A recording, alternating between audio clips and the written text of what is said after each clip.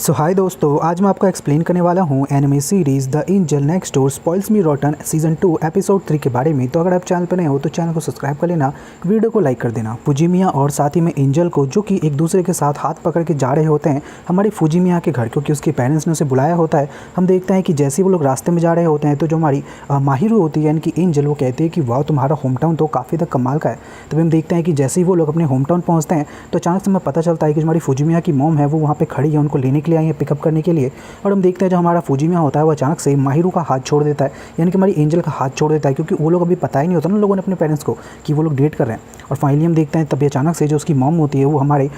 फुजीमिया को देख के बहुत ज़्यादा खुश हो जाती है। भाई लिटरली उसे बहुत ही अच्छे तरीके से हक करने लगती है। और हम देखते हैं कि लिटरली उसकी मॉम उसके पीछे बहुत ज़्यादा पागल होती है, यानी कि उससे बहुत ज़्यादा प्यार करती है। फाइनली हम देखते हैं कि उसके बाद हमें अगला सीन दिखाया जाता है जहाँ पर हम देखते हैं जो फुजीमिया की मॉम होती हैं वो जैसे उसे लेके घर पहुँचती हैं तो वहाँ पे जो उसके डैड होते हैं भाई कुकिंग कर रहे होते हैं। वो भाई देखने में तो यार वो फुजीमिया से भी ज़्यादा कमाल के लगता है। हम फाइनली देखते हैं कि उसके बाद अचानक से जो उसकी मॉम होती है यानी कि फुजीमिया की मॉम, वो हमारे एंजल को पूरा कहते हैं टूर देती है अपने हाउस का, कि उनका जो हाउस है वो किस तरीके का है, वहाँ पे क्या क्या चीज़ें हैं और कहाँ पे कौन कौन सी चीज़ें रखी हुई हैं। और फाइनली हम देखते हैं कि टूर देने के बाद हमें बताया जाता है कि फाइनली जो हमारा खाना है वो प्रिपेयर हो चुका है। और जो हमारी माहिर होती है यानी कि हमारी एंजल, वो भाई खाने को देख के बहुत ज़्यादा तारीफ़ करती है कि वाह क्या कमाल का खाना बना हुआ है। तभी हम देखते हैं अचानक से जो फुजीमिया के फादर होते हैं वो कहते हैं कि मैं तो तुम्हारा शुक्रिया करना चाहता हूँ क्योंकि तुम मेरे बेटे का इतना ख्याल रखती हो, उसके लिए खाना बनाती हो। बट हम देखते हैं वो कहती है कि मुझे इस बात से कोई फ़र्क नहीं पड़ता क्योंकि मेरे लिए तो ये काफ़ी अच्छी बात है। और फाइनली हम देखते हैं कि उसके बाद वो इतनी ज़्यादा तारीफ़ करती है हमारे फुजीमिया के बारे में कि उसे उसके साथ रहना काफ़ी ज़्यादा पसंद है वगैरह वगैरह, कि भाई लिटरली उसे देख के जो हमारा फुजीमिया होता है वो कहता है कि प्लीज़ यार थोड़ा शांत रहो, वरना तुम्हारी वजह से पक्का ये लोग समझ जाएंगे कि हम लोग डेटिंग कर रहे हैं।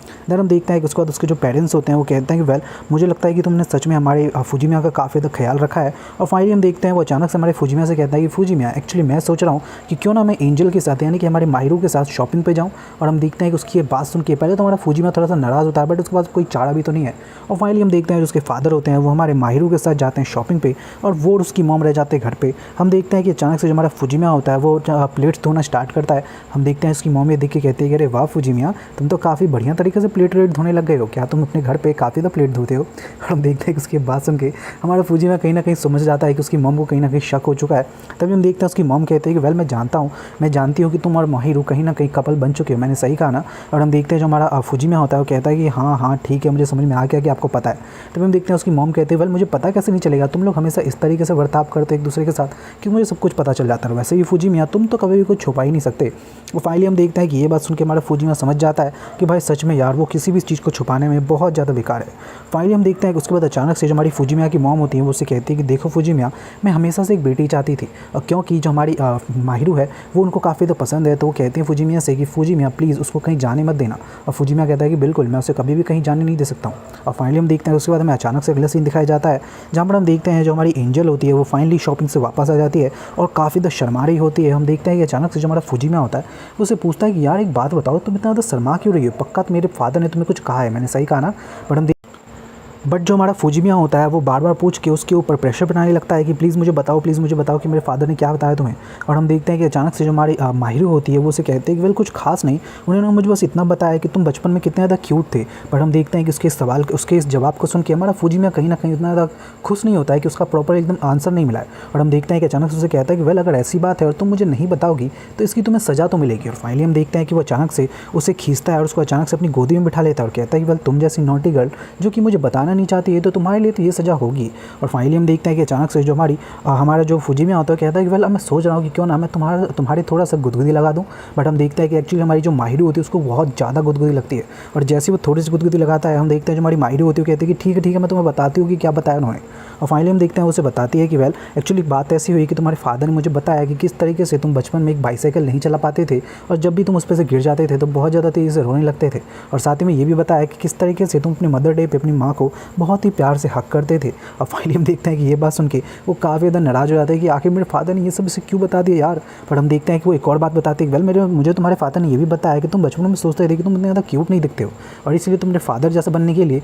काफ़ी सारे जेल वेल लगाते थे अपने सर में। बट हम देखते हैं कि ये बात सुन के तो और भी ज़्यादा कहते हैं इम्प्रेस फील करने लगता है। तभी अचानक से हम देखते हैं कि जो हमारी माहिरू होती है वो कहते हैं वेल मैं तुमसे फिर से कहना चाहूँगी, प्लीज़ मुझे माफ़ कर देना कि मैंने तुम्हें नहीं बताया। बट हम देखते हैं कि हमारा जो फुजिमा होता है कहता है कि कोई बात नहीं, इसमें माफ़ी मांगने की ज़रूरत नहीं है। और फाइनली हम देखते हैं कि इसके बाद हमें अगला सीन दिखाया जाता है, जहाँ पर हम क्या देखते हैं, जो हमारा फुजिमा है वो जैसे ही अपने कमरे से बाहर निकलता है तो वो देखता है जो हमारी माहिरू है यानी कि एंजल, वो एक्चुअली एक फ़ोटोग्राफ देख रही है, यानी कि कह सकते हैं एल्बम देख रही है, जो कि हमारी फुजिमा का एल्बम होता है। और फाइनली में पता चलता है कि एक्चुअली उसके मदर फादर उस हमारी माहिरू को ये एल्बम दिखा रहे होते हैं, बट उसे ये बिल्कुल भी पसंद नहीं आता है, क्योंकि ऑब्वियस सी बात है यार, बचपन की फ़ोटोज़ हैं, कहीं ना कहीं तो उसे एम्ब्रेसमेंट फील होगी।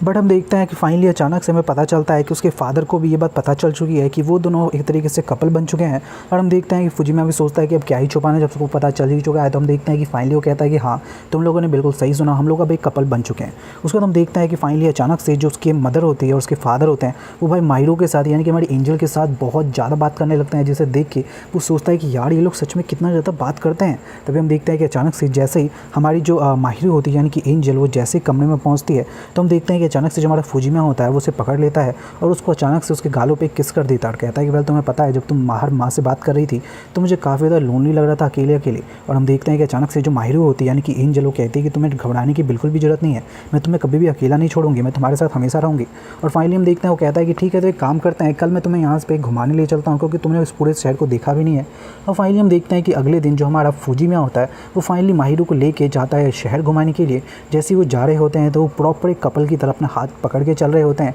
और हम देखते हैं कि जैसे वो थोड़ी दूर जाते हैं तो हमारी जो माहिरू होती है वो कहती है कि तुम्हें पता है फुजिमा, तुम्हारे साथ इस तरीके से चलना मुझे काफ़ी ज़्यादा पसंद है। हम देखते हैं कि दूसरी ओर जो हमारे फुजिमा के जो पेरेंट्स होते हैं वो भी एक दूसरे से बात कर रहे होते हैं कि वो लोग भी बचपन में यानी कि जब वो यंग थे तो वो लोग भी बिल्कुल इसी तरीके के थे। वहीं दूसरी ओर हम देखते हैं जो हमारा फुजिमा होता है वो बच्चों को खेलता हुआ पार्क में देख के कहता है कि वेल तुम्हें पता है माहिरू, मुझे जो है ना काफ़ी ज़्यादा खेलने का शौक है, बट अब मैं खेल नहीं सकता क्योंकि अब मैं काफ़ी ज़्यादा बड़ा हो चुका हूँ। बट हम देखते हैं जो माहिरू होती है उसे बताते कि वेल तुम्हें तो फिर भी खेलने का मन है, बट तुम्हें पता है मैंने अपने सारा बचपन अकेले खेल के बिताया है। और फाइनली हम देखते हैं कि उसकी इस उदासी से भरी बातों को सुन के जो हमारा फुजिमा होता है वो कहीं ना कहीं उससे कहता है कि तुम्हें पता है माहिरू, मैं जानता हूँ कि तुमने अकेले सब कुछ खेला है, बट मैं चाहता हूँ कि एक दिन ऐसा जरूर आएगा जब मैं तुम्हारे साथ खेलूँगा। और हम देखते हैं कि ये बात सुन के जो हमारी जो माहिरू होती है वो कहीं ना कहीं मतलब हमारे फुजिमा को देख के समझ जाते हैं कि फुजिमा उसकी सच में काफ़ी ज़्यादा परवाह करता है। वहीं दूसरे हम देखते हैं कि जैसे हमारा फुजिमा हमारी एंजल के साथ घूम रहा होता है तो अचानक से हमारे फुजिमा का जो एक दोस्त होता है ना, पुराना दोस्त, वो अचानक से उसको मिल जाता है। और हम देखते हैं कि ये कोई और दोस्त नहीं बल्कि वही दोस्त होता है जिसके साथ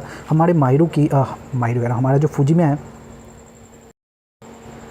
बट ये वही दोस्त है जिसके साथ हमारे फुजिमा की काफ़ी कहीं ना कहीं लड़ाई थी, यानी कि ये वही लड़का था जिसने हमारी फुजिमा का इस्तेमाल किया था दोस्ती के नाम पे। और फाइनली हम देखते हैं कि अचानक से वो जैसी फुजिमा को देखता है वो कहता है यार ये क्या फुजिमा, तुम यहाँ पे हो, मुझे तो लगा था कि तुम कभी यहाँ पे आओगे ही नहीं। तभी अचानक से हम देखते हैं वो पूछता है कि वैसे ये लड़की कौन है जो तुम्हारे साथ घूम रही है। तभी फुजिमा बताता है कि एक्चुअली मेरी गर्लफ्रेंड है। बट हम देखते हैं वो कहता है कि क्या सच में तुम्हारी गर्लफ्रेंड है। वो अचानक से पूछता है कि वो एक गर्लफ्रेंड, एक बात बताओ कि तुमने आखिर इस लड़के में देखा क्या है, तुम्हें पता भी कितना ज़्यादा बेकार इंसान है, कितना ज़्यादा डम है। बट हम देखते हैं कि अचानक से उसकी बात सुन के हमारी माहिरू को कहीं ना कहीं गुस्सा आ जाता है, यानी कि एंजल को काफ़ी ज़्यादा गुस्सा आ जाता है। और हम देखते हैं कि अचानक से वो उसको बातें सुनाने चाहती है,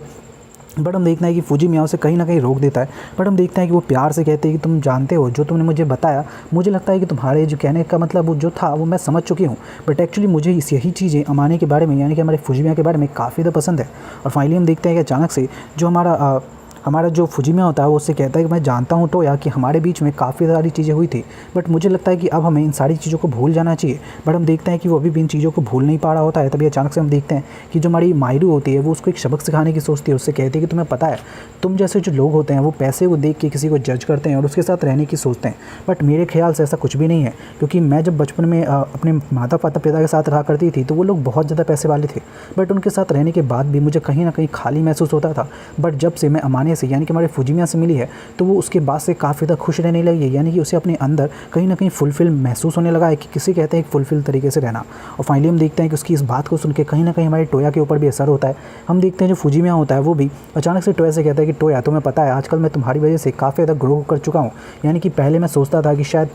तुम्हारी वजह से अब मैं किसी को अपना दोस्त नहीं बना पाऊँगा, बट अब मैं कहीं ना कहीं ग्रो अप हो चुका हूँ और तुम्हारी इन सारी चीज़ों को भूल चुका हूँ, तो तुम भी प्लीज़ इन सारी चीज़ों को भूल जाओ। और हाँ, एक और बात मैं कहना चाहूँगा कि मैं तुम्हें थैंक्स थैंक्स कहना चाहता हूँ, क्योंकि तुम्हारे इस काम की वजह से ही आज मुझे इतनी कमाल की गर्लफ्रेंड मिली है। क्योंकि ऑब्वियस सी बात है ना, पहले वो किसी से बात ही नहीं करता था, अगर वो ज़्यादा लोगों से बात करता तो कहीं ना कहीं एंजल उसको मिलती नहीं। और फाइनली हम देखते हैं कि अचानक से उसके बाद हमें अगला सीन दिखाया जाता है, जहाँ पर हम देखते हैं कि उसी दिन रात को जो हमारा फुजीमिया और जो हमारी एंजल होती है वो भाई अपनी बैल्कनी में खड़े होते हैं और तारे को देख रहे होते हैं। बट अचानक से वो आपस में बात करने लगता है कि वो लोग अब काफ़ी ज़्यादा कॉन्फिडेंट हो गए हैं, काफ़ी ज़्यादा ग्रो अप हो चुके हैं, ऐसे ऐसी अजीब अजीब सी बातें करना शुरू करते हैं। बट हम देखते हैं कि तभी अचानक से जो हमारा अमाने होता है यानी कि फुजीमिया, वो अचानक से सामने आता है माहिरू के, और माहिरू से कहता है कि माहिरू मैं तुम्हें छूना चाहता हूँ, मैं तुम्हें तेज़ी से पकड़ना चाहता हूँ। बट हम देखते हैं कि उसकी ये बात सुन के हमारी माहिरू कहीं ना कहीं थोड़ी सी शर्मा जाती है। बट हम देखते हैं कि वो अचानक से कहते हैं कि ठीक है, मुझे कोई दिक्कत नहीं है। और फाइनली हम देखते हैं कि अचानक से वो लोग अपने बेड पे बैठते हैं। हम देखते हैं जो हमारा फुजीमिया होता है वो कहता है कि एंजल देखो, मैं सोच रहा हूँ कि क्यों ना मैं तुम्हें टाइट से पकड़ूँ। और फाइनली हम देखते हैं कि वो उसे पकड़ता तो है ही, बट साथ ही में उसको अचानक से किस कर देता है, क्योंकि उसे वो काफ़ी ज़्यादा क्यूट लग रही होती है। और हम देखते हैं कि अचानक से किसको देख के हमारी जो माहिरू होती है वो कहीं ना कहीं एकदम से कहते हैं शॉक हो जाती है। बट हम देखते हैं कि तभी अचानक से वो कहती है कि वेल तुम्हें पता है, पहली बार जब तुमने ये किया तो मैं कहीं ना कहीं शॉक हो चुकी थी, इसलिए ढंग से मैं रिएक्ट नहीं कर पाई, बट क्या तुम एक बार और ट्राई करोगे। और हम देखते हैं कि उसकी इस बात को सुन के जो हमारा भाई फुजीमिया होता है भाई बहुत ज़्यादा खुश हो जाता है। और फाइनली हम देखते हैं कि दोबारा से ट्राई करता है, दोबारा से उसे किस करता है। और हम देखते हैं कि ये किस पूरी फीलिंग वाली होती है। और फाइनली हम देखते हैं कि उसके बाद वो 1-2 बार और किस करते हैं, 3-4 बार और किस करते हैं, मतलब कि ऐसा तो कई बार किस कर लेते हैं। और फाइनली हम देखते हैं कि उसके बाद दोबारा से जो हमारा जो फुजीमिया होता है वो अचानक से उसको बेड पे लिटा देता है और कहता है कि वेल क्यों ना, क्योंकि आज काफ़ी ज़्यादा ठंड हो रही है तो एक काम करते हैं, मैं तुम्हें थोड़ा सा पकड़ के सो जाता हूँ, इससे होगा ये कि तुम थोड़ी सी गर्माहट महसूस करोगे। फाइनली हम देखते हैं कि यही जो सीन होता है, यहीं पर जो हमारा एपिसोड है वो ख़त्म हो जाता है। So thank you so much for watching this video.